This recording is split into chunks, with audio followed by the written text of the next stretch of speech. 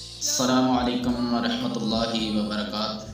الحمدللہ وکفا والصلاة والسلام علی من لا نبی بعدہ، اما بعد فاعوذ باللہ من الشیطان الرجیم، بسم اللہ الرحمن الرحیم۔ حضرت ابو امامہ رضی اللہ تعالیٰ عنہ بیان کرتے ہیں، فرماتے ہیں کہ میں ایک دفعہ اللہ کے رسول صلی اللہ علیہ وسلم کی خدمت کے اندر حاضر ہوا۔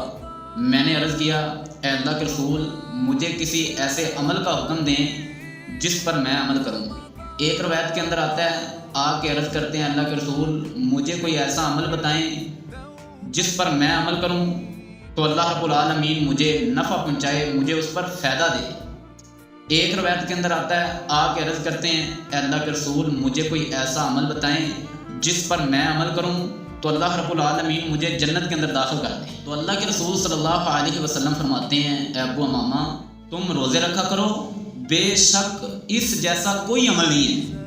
یعنی کہ جس طرح روزہ شہوت کو ختم کرتا ہے، نفس امارہ سے لڑتا ہے، شیطان سے لڑتا ہے، شیطان کا مقابلہ کرتا ہے، اور جس طرح اس کا اجر و ثواب بتایا گیا ہے، اس کے اجر و ثواب جیسا کوئی عمل نہیں ہے۔ محترم بھائیو، روزے کا اجر و ثواب بہت زیادہ ہے، لیکن کتنا ہے، اس کے اجر و ثواب کی انتہا کیا ہے، اس کی مقدار کتنی ہے، یہ اللہ رب العالمین کے علاوہ کوئی نہیں جانتا۔ یہ اللہ رب العالمین کو ہی پتہ ہے کہ روزے کا اجر و ثواب کتنا ہے۔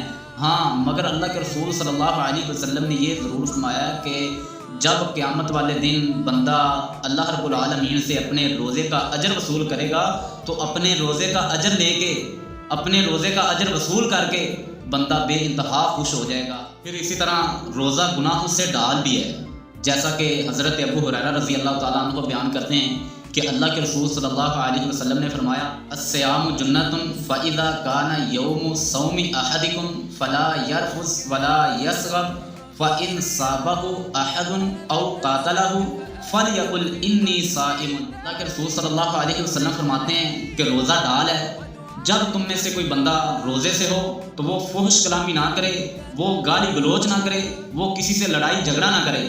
لیکن اگر کوئی اس کے ساتھ گالی گلوچ کرتا ہے یا لڑائی جھگڑا کرتا ہے تو یہ آگے سے اس کے ساتھ لڑائی جھگڑا نہیں کرنے لگ جائے گا، آگے سے اس کی گالیوں کا جواب نہیں دینے لگ جائے گا، بلکہ صرف اتنا ہی کہے گا، انی صائمن، انی صائمن، میں روزے دار ہوں، میں روزے سے ہوں۔ بھئی میں تیرا مقابلہ نہیں کر سکتا، تو ساڈے تو ود ہوئے ہیں، میں روزے دار ہوں، تو لہٰذا تو میری جان چھڑ دے، کسی اور دے نال جا کے لڑ رہے۔ یعنی کہ صرف اتنے ہی الفاظ کہے گا، یار میں روزے دار ہوں، میں تیرے نال لڑائی نہیں کر سکتا۔ یعنی روزہ صرف کھانا پینا چھوڑنا نہیں ہے، بلکہ زبان اور اخلاق کا بھی روزہ ہے۔ اپنے غصے کو ضبط کر لینا، اپنے غصے پہ کنٹرول کر لینا، یہ روزے کی روح ہے۔ اور روزہ انسان کو جہنم کی آگ سے بچانے والی ڈال ہے، جس طرح اللہ کے رسول صلی اللہ علیہ وسلم فرماتے ہیں، الصیام جنۃ من النار کجنۃ احدکم من القتال۔